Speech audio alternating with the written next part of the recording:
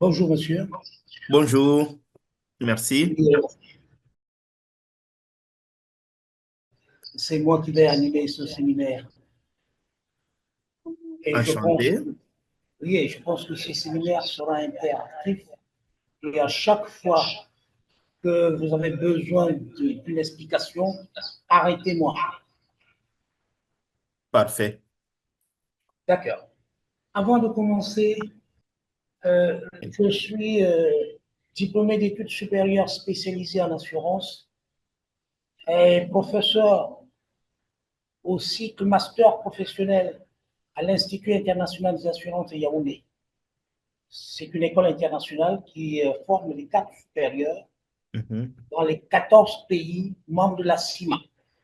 Je vais, avant d'entrer dans le vif du sujet, vous faire un aperçu sur la formation que vous allez avoir aujourd'hui. Maîtriser l'assurance maritime sur faculté.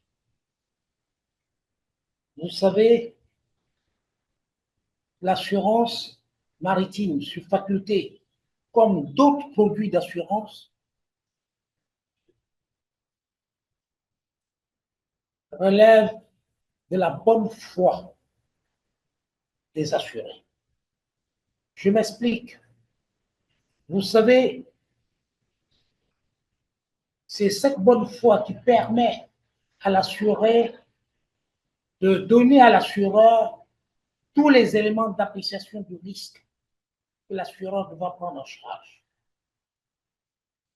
Au plan de la souscription, je dirais que ce sont ces informations qui permettront à l'assureur de savoir si c'est une police au voyage dans le cadre d'un client occasionnel ou d'une police d'abonnement dans le cadre d'un homme d'affaires ou d'un agent économique qui procède régulièrement aux importations ou aux exportations, ou bien lorsqu'il s'agit d'une personne qui souscrit les assurances transport maritime pour le compte des tiers parce qu'il a reçu mandat. Vous voyez, toutes ces précisions acquises à la souscription permettent à l'assureur de savoir quel genre de police initier. Au niveau de la souscription, il y a d'autres éléments d'appréciation qui vont permettre à l'assureur de savoir quel genre de garantie proposer au client. Par exemple, lorsqu'on regarde le navire transporteur, c'est quel genre de navire? Parce que l'assureur aura besoin de connaître le port d'embarquement et le port de déchargement.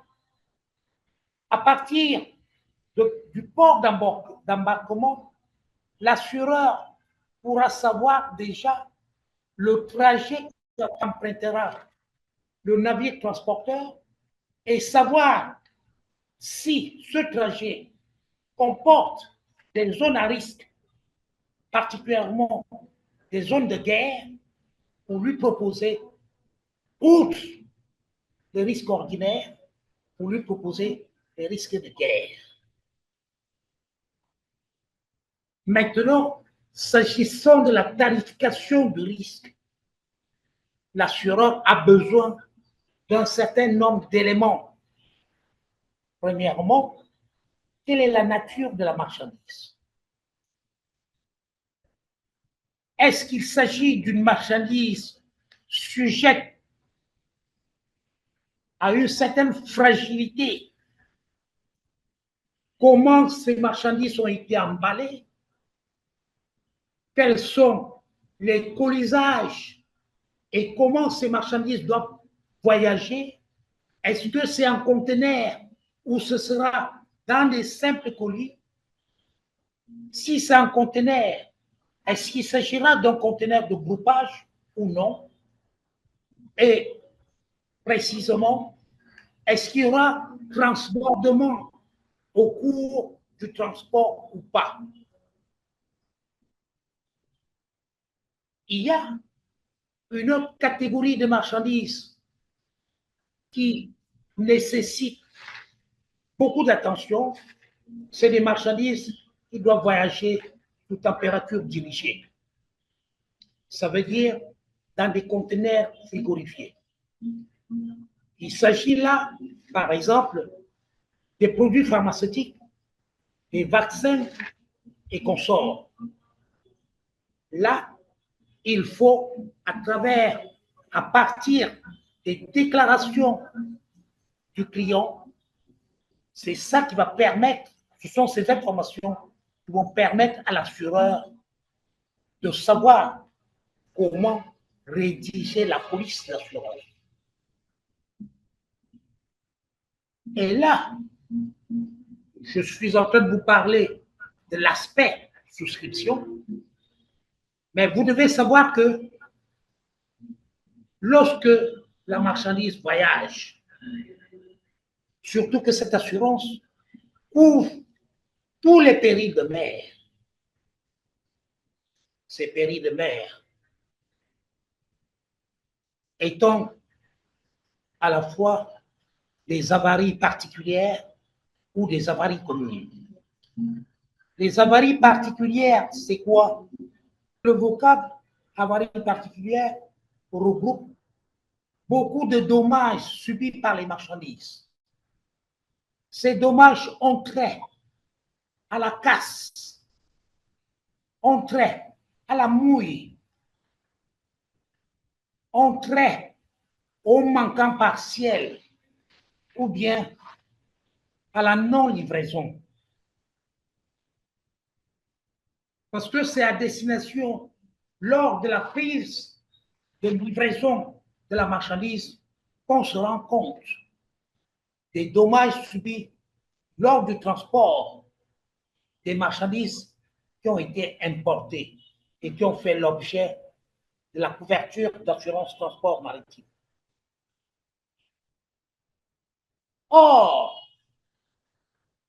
ces avaries particulières ouvrent directement les portes aux réclamations des clients. Parce que le client a besoin que le préjudice subi soit compensé.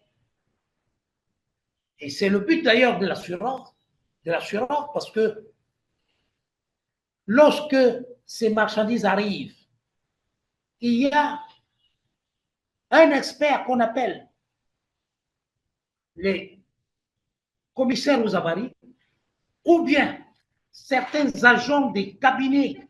Ça peut être, par exemple, un cabinet d'assurance.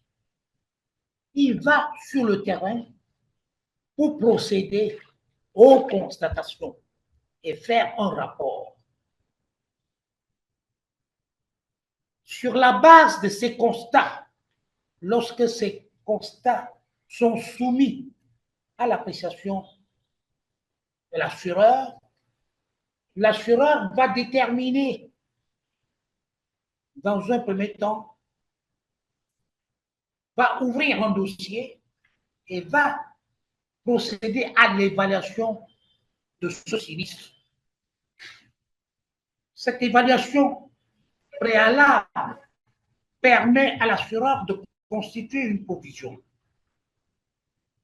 Et à la suite, l'assureur fera une dispatch.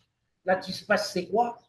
C'est la détermination effective du préjudice subi et procéder à la compensation par une indemnisation.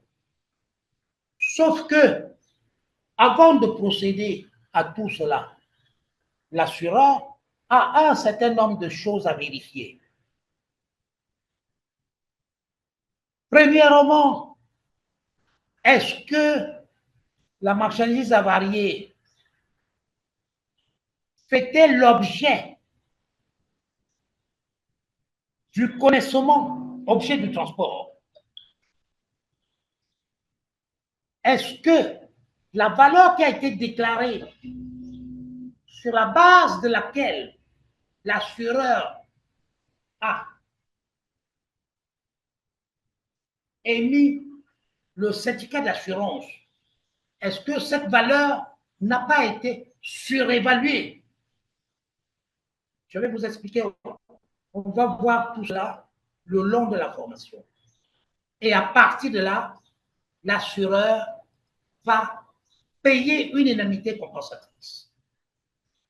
Et lorsque cette indemnité est payée, il y a ce qu'on appelle la subrogation. L'assureur est subrogé dans les droits du client. Parce que l'assureur devra rechercher maintenant, à travers le recours, le responsable de ces dommages. Et comme dans la chaîne de transport, il y a plusieurs intervenants, c'est pour cette raison, il y a plusieurs intervenants que nous allons voir le long de la formation. L'assureur va apprécier quel est l'intervenant qui n'a pas fait son job normalement. Parce que chacun des intervenants, à la réception de la marchandise, devra procéder aux réserves s'il constate qu'il y a quelque chose d'inapproprié. Il faut qu'il procède aux réserves. Ces réserves pouvant être faites sur les bons ou borderies de livraison ou par lettre adressée à la compagnie de transport. Mais si l'un des intervenants a été négligent et n'a fait aucune réserve, il n'aura que deux yeux pour pleurer. Parce qu'il ne pourra pas dire que ces dommages ne proviennent pas de lui ou d'une mauvaise manipulation par ses services. C'est très important, les réserves que chacun des intervenants dans la chaîne de transport devra faire. Excusez-moi, Monsieur Emmanuel. Oui. Ah, OK. Les réserves dont vous parlez, que chacun des intervenants doit faire, ce Oui. sont des réserves comme des provisions ou je ne sais pas. Non, non. Les réserves, c'est sur la qualité de la marchandise reçue. Je prends un OK. exemple. Je Mhm, prends un exemple. Oui. mhm, Lorsqu'on débarque les marchandises d'un navire mhm, et qu'on constate que, par exemple, les denrées alimentaires ont été entreposées à côté des produits toxiques. mhm, L'entreposage, je veux dire, le chargement du navire est fait par un organe qu'on appelle le ship planner.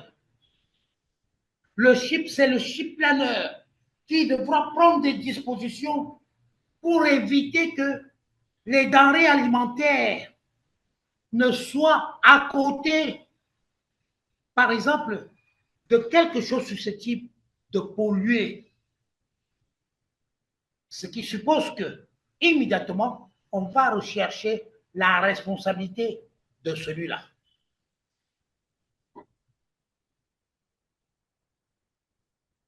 Je OK. prends un autre exemple.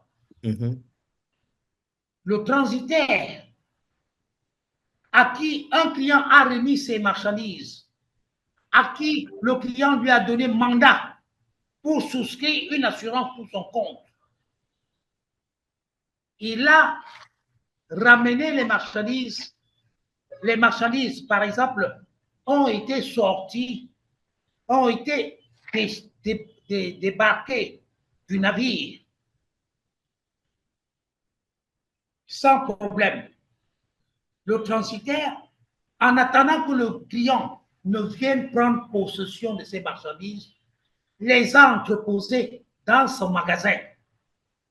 S'il revient le lendemain, trouver que tous ces colis ont été percés et qu'il y a eu des manquants, la responsabilité incombe à qui? À celui qui a entreposé? Voilà.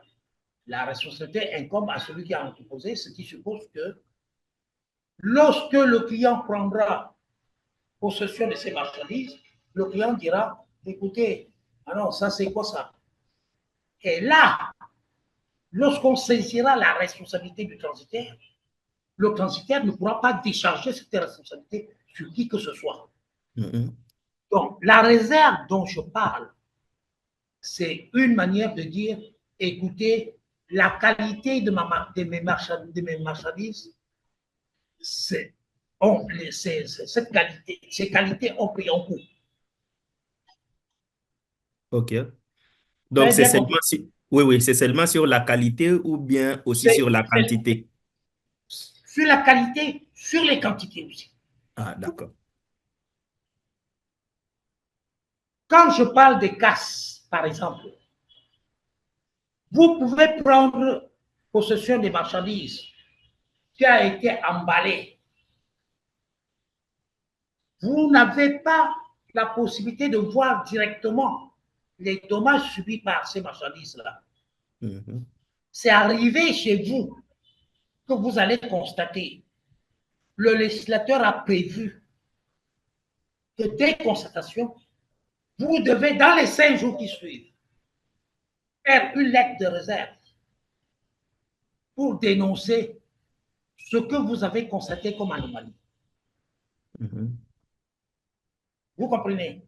Oui. À ce moment, parce que ces anomalies, comme je disais tantôt, tous ces dommages présentés à l'assureur, puisque l'assureur a ouvert ses marchandises, et tout dépendra de la garantie qui a été initialement souscrite. Maintenant, ces dégâts constatés vont permettre à l'assureur de verser une indemnité compensatrice au client. Et je disais tantôt que quand on verse cette indemnité compensatrice, l'assureur est subrogé dans les droits du client. Donc, ce qui le client n'a plus rien à dire, c'est l'assureur maintenant qui va attaquer les responsables de ces dommages afin de rentrer en possession de ce qu'il a dépensé au titre de la compensation. Parce que payer un sinistre représente une charge pour l'assureur. Or, le but de l'assureur, c'est de diminuer ses charges afin de rentabiliser ses bénéfices. C'est pour cette raison. Et parfois, ces affaires peuvent prendre des tournures judiciaires. Et la justice sera obligée de prononcer la sentence. Et quand la justice prononce la sentence, si la responsabilité incombe au transporteur, parce que dans chacun des ports, il y a un agent qu'on appelle le consignataire du navire, qui représente le transporteur.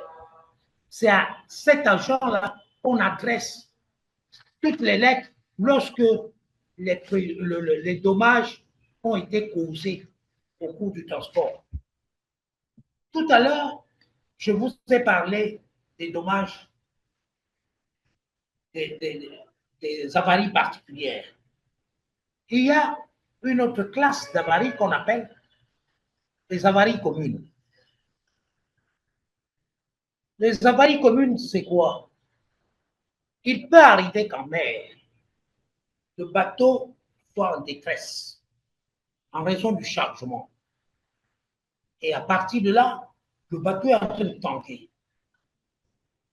Le capitaine peut décider d'alléger le navire. Et là, pour alléger le navire, on porte l'historique embarqué, on jette dans l'eau. On ne cherche pas à savoir à qui appartient ce navire, ces marchandises-là. C'est à destination maintenant qu'on va dire, écoutez, les pertes enregistrées par ceux qui avaient des intérêts dans ce navire, ces pertes vont être supportées par tous ceux qui avaient des chargements dans le navire. À ce moment-là, il y a un répartiteur qui va faire le job et répartir la somme à payer par chacun des occupants du navire dans le cadre des avaries communes. Rentre aussi dans les avaries communes le fait qu'un bateau soit en détresse, en haute mer, et qu'on soit obligé d'envoyer un remorqueur pour tirer le bateau parce que le bateau a une panne et il ne peut plus continuer sa route. Il faut tirer le bateau dans le quai le plus proche. Ça nécessite des dépenses. Ces dépenses vont être supportées par l'ensemble des gens qui avaient des intérêts dans le bateau. Voilà, grosso modo, tout ce que nous allons voir au cours de cette formation. Merci beaucoup, ça s'annonce très bien, mais j'avais une petite question. Allez-y, Oui, je oui. suis là pour ça. En tout cas, merci beaucoup. J'ai béni Dieu que nous, nous ayons cette formation aujourd'hui. Ça me tenait particulièrement à cœur. Oui, Euh, euh, on a eu un cas au Congo, en RDC. oui, Bon, c'est vrai que ce n'est pas par rapport à l'assurance maritime, mais cela est lié à la navigation interne, intérieure. oui, oui, Je ne oui, sais pas fluvial, si... oh, voilà, fluviale. la navigation Euh, fluviale. voilà. Oui, Alors, c'est vrai que il y a euh, dans la communauté CEMAC, il y a oui, donc les codes de navigation fluviale de la oui, CEMAC et de la oui, RDC, mais qui oui. malheureusement n'est pas encore applicable en République démocratique du Congo. République démocratique du On Congo. utilise encore certains textes datant de l'époque coloniale. Oui, Et selon ces textes-là, c'est donc la régie des voies fluviales qui est l'autorité qui gère oui, les voies de maritime. navigation intérieure, voilà, Oui, qui, oui, qui doit par exemple faire le balisage du fleuve, des lacs, oui, etc. Et même oui, de, de déplacer les bâtons, plutôt les bateaux qui ont échoué, donc oui, déplacer les épaves. oui, Alors, dernièrement, il y a un bateau, bon, un convoi, voilà. oui, Un convoi avec trois barges et puis un propulseur. oui, Alors, une tempête se déclare. On veut se mettre vraiment à l'abri pour éviter la tempête. Et aussi, comme il faisait un peu tard, c'était vers la nuit, mais oui. malheureusement, l'une des barges va cogner une autre Oui, barge oui, qui était en dessous de l'eau. Mais malheureusement, ce oui, n'était pas signalé. Les capitaines oui. n'avaient pas vu. Alors, pour éviter que donc comme c'était un convoi, pour éviter que les autres barges puissent couler, Viennent on de a tomber. détaché la première, la barge qui avait connu un trou Oui, et cette barge-là a coulé. oui. Voilà. Ça a coulé. Oui, oui, de tels dommages vont-ils être considérés comme des avaries particulières ou comme des avaries communes? Ces dommages-là relèvent des dommages corps. OK. Ça relève des dommages corps. Parce que le, le navire, Il faut dissocier les marchandises, qu'on appelle facultés, Ouais. du corps même. Le corps, c'est la porte qui permet de transporter. Donc, il y a des dommages qui sont imputés au corps du navire. Voilà. J'ai répondu? Et pour les facultés? Si, par exemple, c'était quel type de navire? Donc, C'était quel type de navire? Une barge. Si ces barges étaient chargées, Oui, c'était chargé. à ce moment-là, les dommages subis par le chargement rentrent dans les avaries particulières. Ok, d'accord. Ok. Parce qu'ici, il faut dissocier deux types d'avaries. Parce qu'il y a cumul d'avaries ici. Oui. Avarie corps subie par Corps, la base oui. Et faculté. et les avaries des marchandises Marchandises transportées. transportées, oui. Ok. Oui. Ok. Merci beaucoup. À travers ce bref aperçu, vous avez constaté la crédibilité des risques inhérents au transport. Parce que les activités en mer sont toujours sujettes à des risques. Et c'est pour cette raison une couverture d'assurance est absolument nécessaire et indispensable. Et lorsqu'on connaît aujourd'hui comment l'activité commerciale se développe à travers les actions d'importation et d'exportation, vous comprenez pourquoi l'assurance transport maritime est indispensable. La gravité des risques inhérents à toute activité en mer a fait de l'assurance maritime l'incontournable garde-fou de toute opération de transport maritime.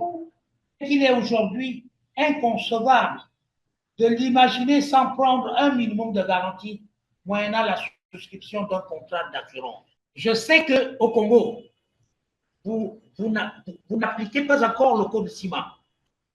Non, nous avons un code particulier, le code des assurances, mais qui s'inspire pour beaucoup du code ciment et du code des assurances français. D'accord. Donc, je voulais dire que l'assurance maritime a pour but de couvrir les risques de mer, c'est-à-dire les risques survenant au cours d'une expédition maritime et atteignant soit le navire, port, soit les marchandises, facultés. Vous voyez que vous trouvez ici la réponse à la question que vous me posiez. Parce que le navire peut subir deux sortes de dommages. Dommages corps, inhérents au corps, les dommages inhérents aux marchandises transportées, c'est-à-dire aux facultés. On dissocie. Et ce n'est pas le même la même assurance pour couvrir les deux cas. L'assurance corps, elle est distincte de l'assurance faculté.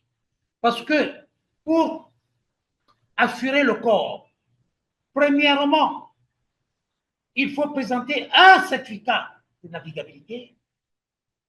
Deuxièmement, il faut que ce corps soit admis par les autorités compétentes. Je veux dire, admis à naviguer. C'est pour cette raison que le certificat de navigabilité est indispensable. Et il faut connaître l'âge de ce corps. Parce que certains dommages peuvent résulter de la vétusté. Donc, on souscrit une assurance corps distincte de l'assurance faculté. L'assurance transport maritime est obligatoire. Mais, Oui, sauf effectivement. que, Effectivement, voilà, c'est sauf que, obligatoire. voilà, sauf que dans la zone CIMA, c'est obligatoire pour la garantie FAP sauf, pas la garantie touriste. Ce qui suppose que C'est là qu'il y a la certains différence. importateurs, je vais vous expliquer, Mhm. et je vais vous expliquer et nous allons voir cela lorsque nous aborderons les différentes garanties. La garantie FAP sauf, moi je dirais que c'est une garantie bidon. Parce que cette garantie peut être souscrite à l'arrivée même du navire. Justement, tout simplement pour les opérations douanières, puisque c'est obligatoire. Or, la garantie FAP sauf, c'est une garantie franc avarie, sauf pour des événements précis. Ça veut dire c'est une garantie très restreinte. C'est pour cette raison que je parlerai de garantie bidon. Mais, à contrario, la garantie tout risque, c'est celle-là qui doit être souscrite au départ du navire. Et c'est sur la base, parce que la tout risque couvre tous les dommages que vous pouvez subir, alors que le FAP sauf couvre les dommages si les dommages résultent d'un certain nombre d'événements énumérés dans le contrat et résultent aussi des avaries communes. Voilà la différence fondamentale, les différences fondamentales. Mais je ne conseillerais pas ceux qui lésinent sur les moyens financiers parce qu'ils veulent faire des économies. Ils attendent que le navire arrive au port de destination avant de souscrire une assurance. Ce n'est plus l'assurance, ça. Ceci, c'est tout simplement pour se conformer à l'obligation d'assurance. Parce que, comme je disais tantôt, le transport, l'assurance transport maritime est obligatoire en zone ciment. C'est clair? C'est Allô, très c'est clair. clair? Très clair. D'accord. Bon, on évolue. Parce que en marge, si c'est en marge de tout cela, il y a les législations qui sont nationales et qui régissent le transport, que ce soit maritime, que ce soit fluvial, à l'intérieur. Mais je ferai fi de la réglementation camerounaise pour ne m'attarder que sur les réglementations internationales. Parce que je suis en train de dire, s'il faut que je parle de l'article 231 du Code des assurances, vous avez l'article 231 du Code des assurances de la RDC. C'est ça qui rend le transport maritime obligatoire chez vous. Oui, effectivement, mais c'est aussi, comment je vais dire, accompagné ou complété par un arrêté, Oui. plutôt. euh, le Premier ministre, ce qu'il fait, c'est quoi? C'est l'arrêté, le décret, voilà. C'est Il un y a, décret. oui, oui, le décret donc, du Premier ministre et l'arrêté du ministre des Finances. donc qui détermine un peu les modalités d'application. Mais c'est bien noté donc dans les codes des assurances. Voilà.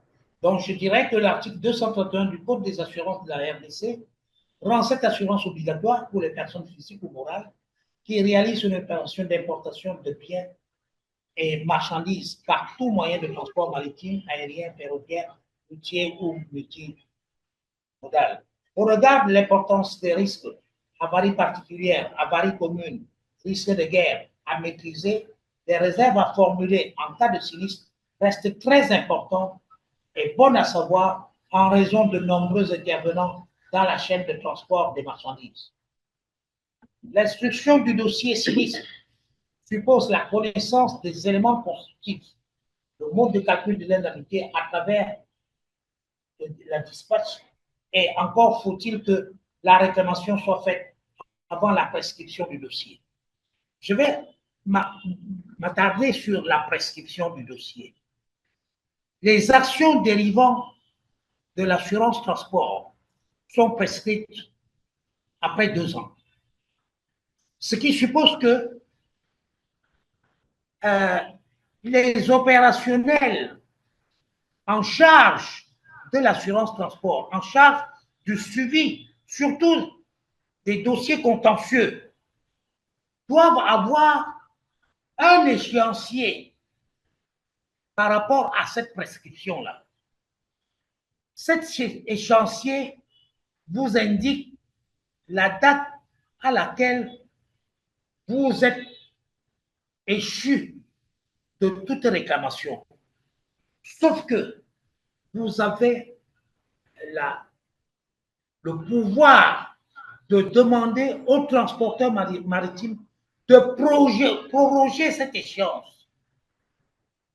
Alors, le transporteur maritime devra vous donner une lettre de prorogation de l'échéance afin d'éviter la prescription. Parce que lorsqu'un dossier sinistre est prescrit, vous ne pouvez plus acter pour quoi que ce soit. Ceux qui ont été à l'origine des dommages vont se frotter les mains et proposer cela.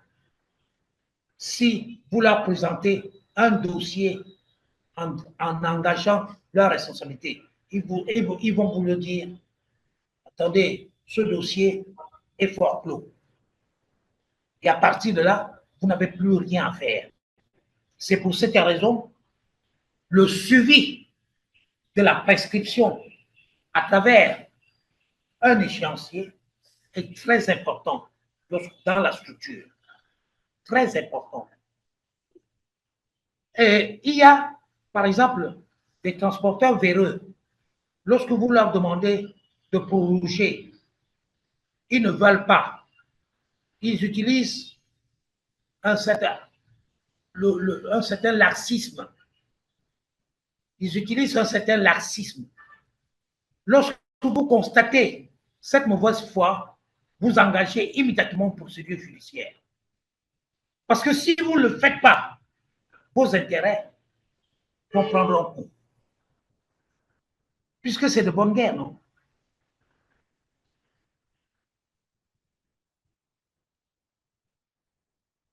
Bien entendu, le recours doit être intéressé par l'assureur au titre de la subrogation et en cas de non-paiement, le juge de référé peut ordonner la saisie du navire.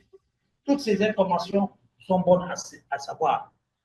Parce que, à supposer, lorsque vous intentez une action, lorsque vous saisissez un navire transporteur, vous saisissez le tribunal, parce que ce navire transporteur, le représentant de ce navire transporteur, n'a pas voulu proroger le délai de prescription. Ce qui veut tout simplement dire que ces gens-là veulent que vous perdiez. À ce moment, vous engagez une procédure judiciaire. Si l'issue de la procédure judiciaire vous est favorable, à ce moment, vous êtes seulement aux aguets. Vous mettez un huissier qui va surveiller l'arrivée de ce navire au port où vous êtes basé et immédiatement vous ordonnez à l'aide de la décision de justice, vous ordonnez la saisie de ce navire jusqu'à ce qu'on vous paye avant que la libération ne s'effectue. C'est ce que ça veut dire. Il y a une question? Est-ce qu'il y a une question? Non, non, jusque-là, ça va. Bon. On continue. D'accord. À la fin de cette formation, qu'est-ce que j'attends de vous? J'attends que vous intégriez le rôle des différents intervenants de la chaîne du transport maritime. J'attends que vous identifiez les sources des réglementations internationales en vigueur et suivre leur évolution. L'acquisition des références indispensables et maîtriser la réglementation en vigueur en matière d'assurance maritime et de marchandises transportées. C'est-à-dire connaître les spécificités des clauses du contrat d'assurance faculté maritime et bien comprendre le fonctionnement de la police d'assurance faculté maritime. Maîtriser les méthodes de tarification, puisque nous ferons quelques exemples de prévention en faculté plus l'impact sur la tarification. Maîtriser la souscription des contrats d'assurance faculté et la gestion des sinistres à travers les éléments d'appréciation de risque à la souscription et les différentes polices susceptibles d'être souscrites, sans oublier les différentes garanties. Identifier les différentes phases de surveillance des risques pour les maîtriser en vue de réduire leur impact et ce, afin de déclarer à l'assureur avec exactitude tous les éléments nécessaires à l'appréciation de risque. Situer les responsabilités selon leur cause et origine pour prendre les mesures conservatoires, saisie conservatoire du navire afin de limiter l'aggravation des dommages en cas de survenance d'un sinistre. Introduire et suivre un dossier d'indemnisation assurance jusqu'à son aboutissement. Engager les actions contre le transporteur. Voilà ce que j'attends de vous. Et à la fin de ce séminaire, vous allez être capable de le faire. OK?